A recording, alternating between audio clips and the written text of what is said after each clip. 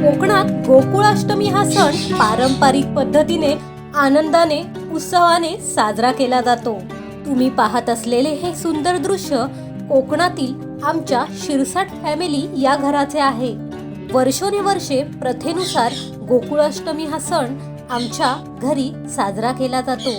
वाडीतली सर्व मंडळी जेवण करण्यास हातभार लावतात आणि एकोप्याने नैवेद्याचा प्रसाद म्हणून आस्वाद घेतात। रात्रीच्या वेळी भजनाच्या ताल मृदुंगात देवाला प्रसन्न करण्यासाठी भजनाचे अशा प्रकारे आयोजन केले जाते। आमच्या चॅनलवरील व्हिडिओ आवडल्यास चॅनलला लाईक, सबस्क्राईब आणि शेअर करायला विसरू नका। Thank you so much.